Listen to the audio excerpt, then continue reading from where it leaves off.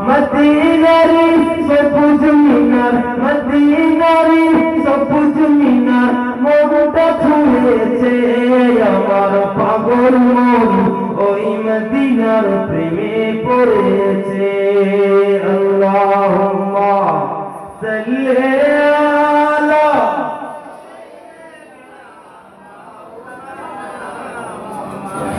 ওয়া আলা আলি সাইয়্যিদিনা।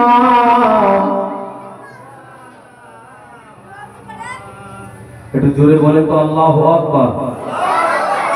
আল্লাহকে ডাকলে আল্লাহ রেগে যান না, খুশি হন? আল্লাহ খুশি হন তো? ভাইরা আমার, পৃথিবীর কোন doctor, barrister, minister, engineer, MLA, MP যে কারোর কাছে যাবে, এমনকি কাউন্সিল মেম্বার, চেয়ারম্যানের কাছে যাবে, স্কুলেও যদি যান হেডমাস্টারের সঙ্গে দেখা করার জন্য, আচ্ছা তার সময় দিতে হবে, আপনার সময় মতো গেলেই হবে? বলেন বলেন, তার সময় মতো যেতে হবে, তার সময় মতো আপনাকে যেতে হবে। এখন স্কুলে আপনি গিয়েছেন হেডমাস্টারের কাছ থেকে, আপনি কোনো একটা দরকার মিটাবেন বা আপনি একটা সার্টিফিকেট তুলবেন, তো গেলেন ফজরের নামাজ পড়ে একেবারে পবিত্র হয়ে সুবিষয় হয়ে তসবিহ নিয়ে হাজারটা তসবিহ জপতে জপতে আপনি যদি যান, স্কুলের গেটে গিয়ে আপনাকে ব্যাগ দেওয়ার মাধ্যমে হবে না? ফজরের পরে যদি আপনি যান দেখা হবে তো? হবে না। যেতে গেলে কখন যেতে হবে? ওই মাস্টারের টাইমে। কখন? বেলা 11টা থেকে বৈকাল 4টের ভিতরে দেখা করতে হবে। কথা ঠিক তো নাকি?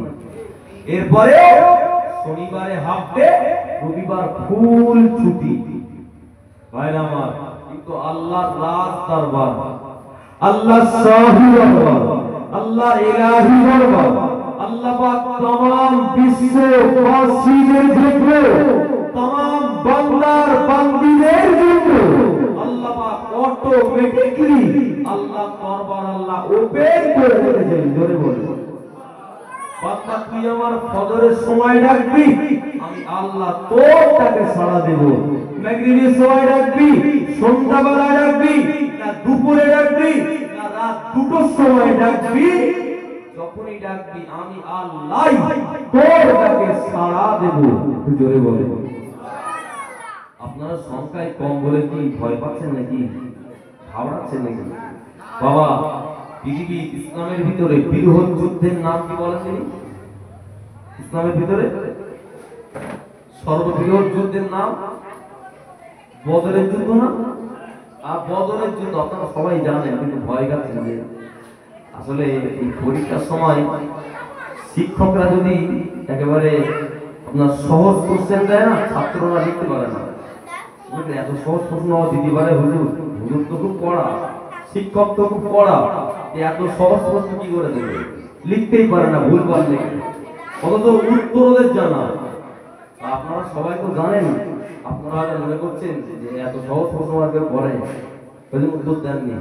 বাবা, বদরের যুদ্ধে মুসলমানদের সংখ্যা ছিল কত বলেননি? মাশাআল্লাহ 313 জন। আর কাফেরদের সংখ্যা 1000-এর বেশি না?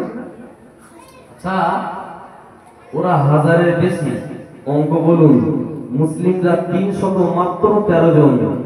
আচ্ছা, 313 জন আর ওদিকে 1000, কি যুদ্ধ করা লাগে না ধুলোর মতো উড়ে যাওয়ার কথা বলে? কি হিসাব তো এটাই বলে, কিন্তু সেদিন কি তাই হয়েছিল? হিসাব সেদিন কোন কাজে আসেনি। মুসলিমদের কাছে কিচ্ছু ছিল না, অস্ত্র শস্ত্র দিক দিয়েও এরা কমতি, জনবলের দিক দিয়েও এরা কম, যুদ্ধের মাল সামানের দিক দিয়েও এরা কমতি।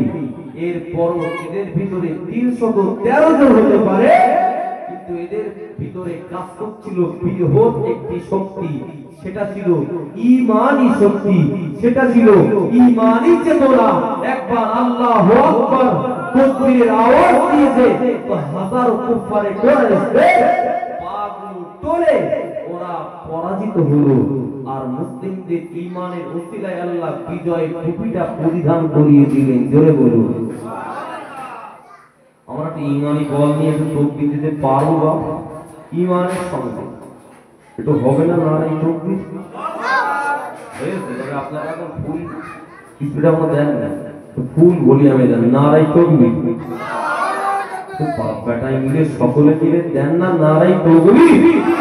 রহমতে আলাম নূরে মুজাসসাম সাহাবীরা কুরবানায় ওই নবীজির ঘাম, সাহাবীরা কুরবানায় মোর নবীজির ঘাম।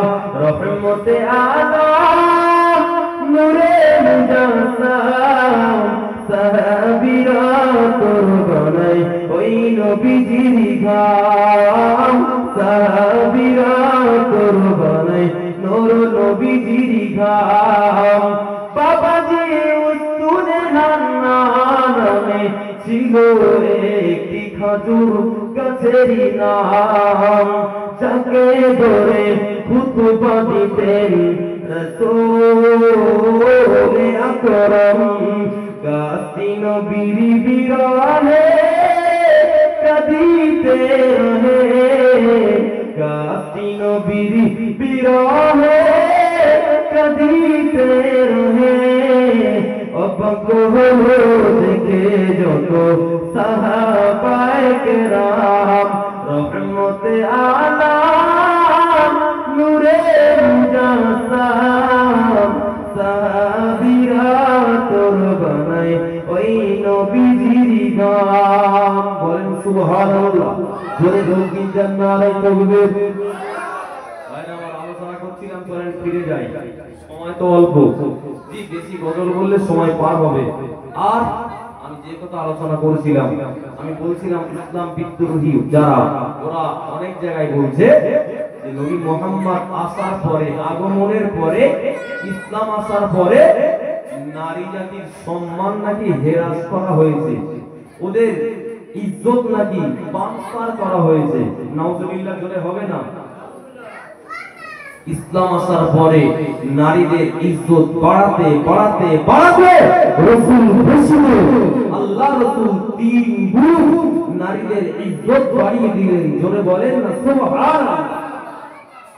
আমার সোনামণিকেরা, নওজওয়ানেরা, তরুণেরা, বাপেরা, মায়েরা, ও নবীর বান্দারা, ও নবীর উম্মতীরা, আল্লাহ পাকের নবীর একজন সাহাবী হুজুরের